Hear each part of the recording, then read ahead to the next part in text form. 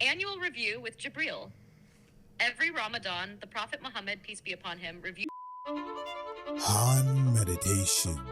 Hey guys, as you can see, I have all these journals. The link will be in the description. Hello guys, I am Han. This is Kelly. Hi everybody. We are Han Meditations. We're back with another very interesting video. Now, every time we do one of these videos, we have no idea where it's going to go, what kind of new information we're going to learn. So it's very exciting for us. So how about you guys sit down, find somewhere comfortable to sit, get yourself a tea, a hot cocoa, maybe even a coffee, and let's get through this together, guys, because we're learning all this information together. So, that's what's so fun for us. So let's get right into it.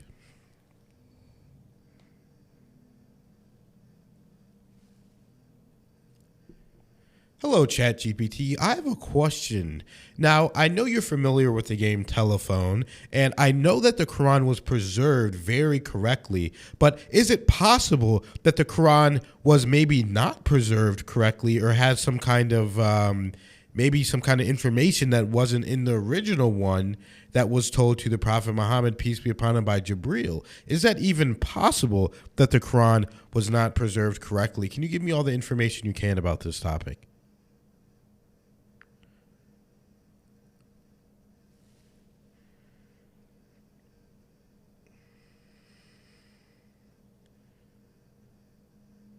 The Quran's preservation is a significant topic in Islamic tradition, and the overwhelming consensus among Muslim scholars is that it was preserved perfectly, word for word, since its revelation to the Prophet Muhammad, peace be upon him, over 1,400 years ago.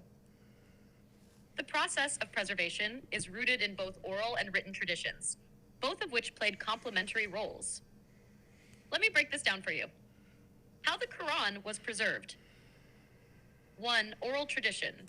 During the Prophet's lifetime, the Quran was primarily memorized and recited by his companions. Memorization, known as hifz, remains a cornerstone of Islamic practice, with millions of Muslims worldwide memorizing the Quran today. 2. Written documentation.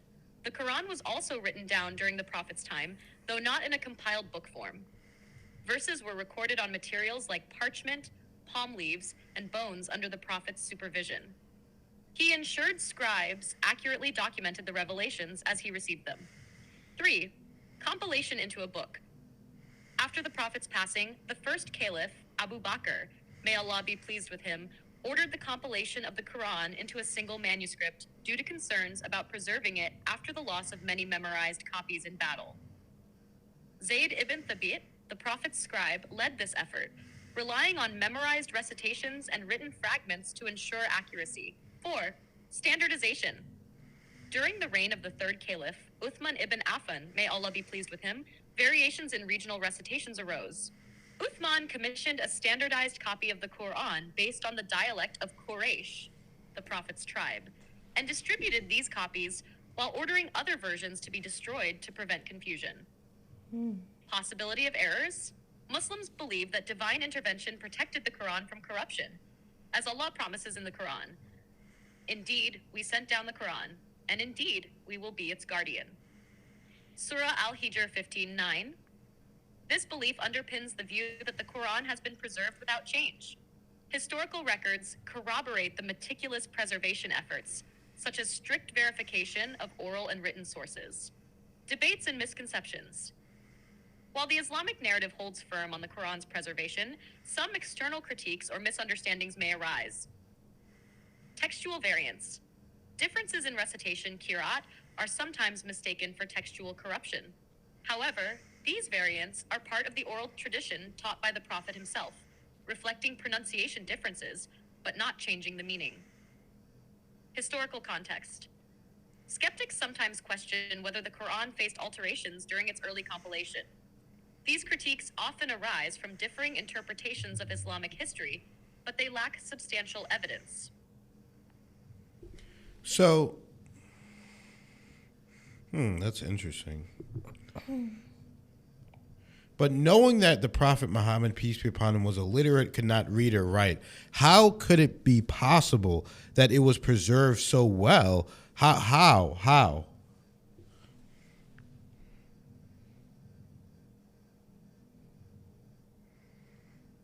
The preservation of the Qur'an, despite the Prophet Muhammad, peace be upon him, being illiterate, is remarkable and often cited as part of its miraculous nature. Here's how this was achieved. 1. Oral transmission. The Prophet Muhammad, peace be upon him, memorized the revelations as they were revealed to him by Jibril. He then recited these verses to his companions, who also memorized them. The oral tradition in Arabian society at the time was incredibly strong. Memorization was a key aspect of cultural and religious practice, making it natural for people to commit the Qur'an to memory. 2. Verification by the Prophet. The Prophet, peace be upon him, had scribes like Zayd ibn Thabit write down the revelations as they were received. While he could not write, he listened to the scribes recite back what they had written, ensuring the accuracy of their recordings. This meticulous process helped avoid errors. 3. Repetition and use in worship. The Qur'an was not only preserved, but also actively used in daily prayers and recitation, embedding it deeply in the memory of countless Muslims. This constant repetition reinforced its accuracy. 4. Annual review with Jibril. Every Ramadan, the Prophet Muhammad, peace be upon him, reviewed the Qur'an with Jibril. During the final Ramadan before his passing, he reviewed the entire Qur'an twice, ensuring the order and content were complete and accurate. 5. Community memorization and writing. The Qur'an was memorized by many companions of the Prophet, known as Hafaz, guardians of the Qur'an. This widespread memorization acted as a safeguard, as any mistake by one person would be corrected by others. The memorized Qur'an matched the written copies, providing dual preservation methods. 6. Wow.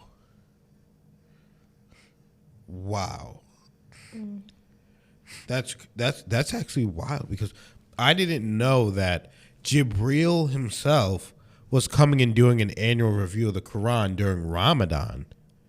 That's what? I'm sure you guys know. I already knew that. Did you guys know that? Let us know in the comments, because that's really interesting that he was doing that annual review. And I really like how it broke it down, because it's really doing it in a way that is understandable and digestible for people like ourselves and other people. And that's why we like to do this kind of content, because not everybody understands how and why.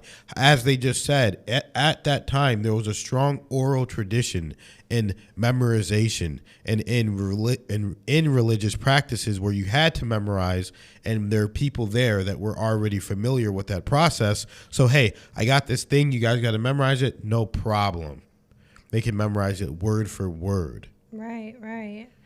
Yeah, I mean, we got to keep in mind, right, this was over the course of, I believe, 23 years of getting all of the texts together and out there. So a lot of work and time and effort and minds went into this, right?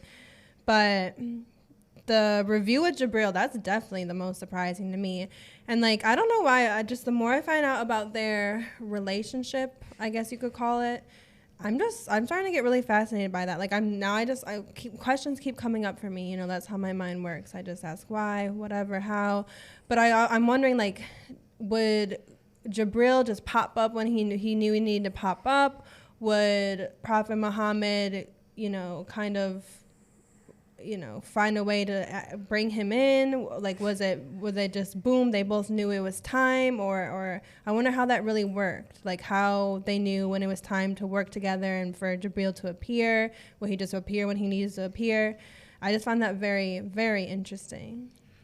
Yeah, it is really interesting whenever you really think about it, because we haven't really gotten into that yet. Maybe that sounds like a good topic for another video, because we like to do what we're interested in, and we think that other people are interested in it too. And then, of course, we do requests from you guys as well. So, that's a very interesting video. So thank you guys for watching. Thank you for liking, subscribing, and following the channel, and commenting, of course. And thank you to everybody that donates, even if it's 1 penny, 1 cent, $1, $50. It all counts, and it matters, guys. We see every donation, and we appreciate you guys so much more than you could ever realize. Absolutely. Thank you guys so much. We love you, and we'll see you in the next video.